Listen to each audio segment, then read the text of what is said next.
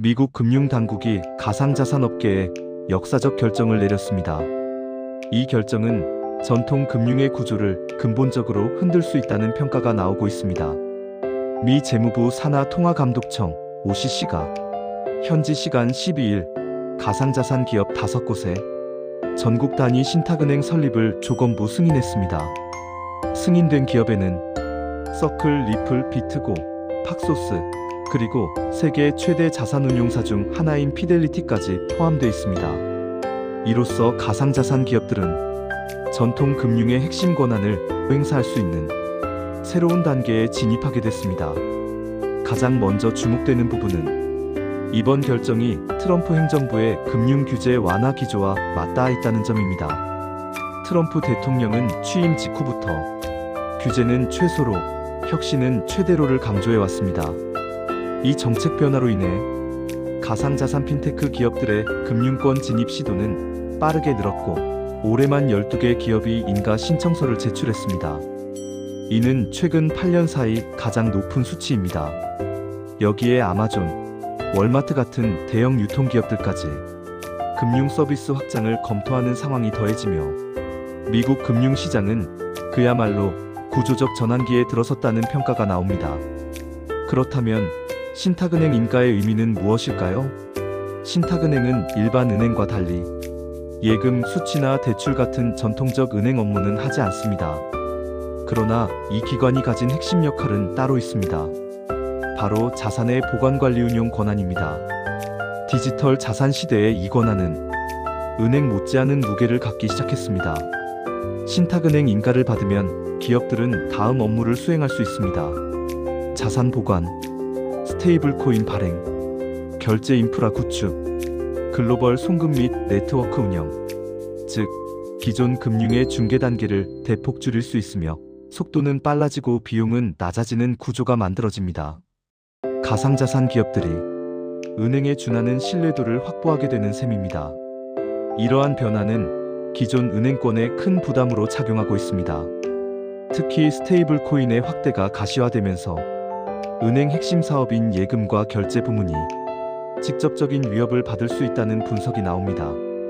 미국 은행 로비 단체들은 이미 경고했습니다. 가상자산 기업의 은행 진입은 금융 안정성의 위험을 초래할 수 있다. 그럼에도 불구하고 OCC의 이번 결정은 디지털 금융으로의 이동을 정식으로 인정한 것이라는 해석이 우세합니다. 특히 서클과 리플 같은 기업들이 정식 금융기관으로 활동하게 될 경우 글로벌 송금 시장, 결제망, 자산 신뢰 체계가 크게 재편될 가능성이 높습니다. 전문가들은 이번 조치를 기존 금융과 디지털 금융이 본격적으로 충돌하는 시작점으로 보고 있습니다. 전통은행은 그동안 예금과 결제라는 기반 위에서 금융 생태계를 지배해왔습니다. 하지만 디지털 자산 기반의 시스템이 성장할수록 그 역할은 점차 축소될 수밖에 없습니다.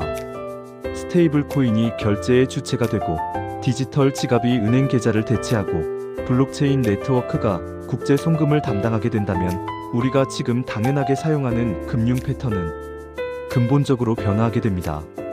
이번 승인이 단순한 절차가 아니라 금융 패권 경쟁의 시작이라는 분석이 나오는 이유도 여기에 있습니다. 가상자산 기업들은 기술 기반의 빠른 서비스 제공이 강점입니다. 반면 은행들은 규제 중심의 안정성을 강조해왔습니다. 이 두 흐름이 충돌하는 지점에서 앞으로의 금융 주도권이 가려질 것이라는 전망입니다. 특히 스테이블 코인은 기업 송금, 일상 결제, 투자 자산으로까지 확장되며 전통은행의 사업 영역을 빠르게 잠식할 것으로 예상됩니다. 전문가들의 시각은 크게 두 갈래로 나뉩니다. 첫 번째는 이번 결정이 미국의 금융 경쟁력을 강화할 것이라는 평가입니다. 세계 금융의 중심이 디지털화되는 가운데 미국이 선제적인 제도 기반을 마련했다는 것이죠. 두 번째는 기존 금융 시스템과 충돌할 경우 조정되지 않은 혼란이 발생할 수 있다는 우려입니다. 특히 예금 기반 금융 안정성을 약화시킬 위험이 제기됩니다. 그럼에도 공통된 의견 한 가지가 있습니다. 변화는 이미 시작됐고 되돌아갈 수 없다는 점입니다. 이번 OCC의 결정은 가상자산 기업들이 금융의 외곽에서 중심부로 이동하는 사실상 첫 공식 신호입니다. 서클과 리플 같은 기업이 은행이라는 이름을 갖게 되는 순간 전통 금융기관들은 경쟁해야 할 새로운 상대를 맞이하게 됩니다. 결제 방식, 자산의 형태, 금융 인프라까지 전반적인 금융 질서가 재편될 가능성이 높습니다. 마지막으로 이번 결정이 던지는 질문은 단 하나입니다. 미래 금융의 주인공은 누구인가? 전통은행일까요? 기술 기반의 가상자산 기업일까요? 혹은 아직 이름조차 알려지지 않은 새로운 플레이어일까요? 분명한 것은 우리는 지금 그 변화의 초입에 서 있다는 사실입니다. 앞으로의 금융 질서가 어떻게 재편될지 전 세계의 이목이 집중되고 있습니다.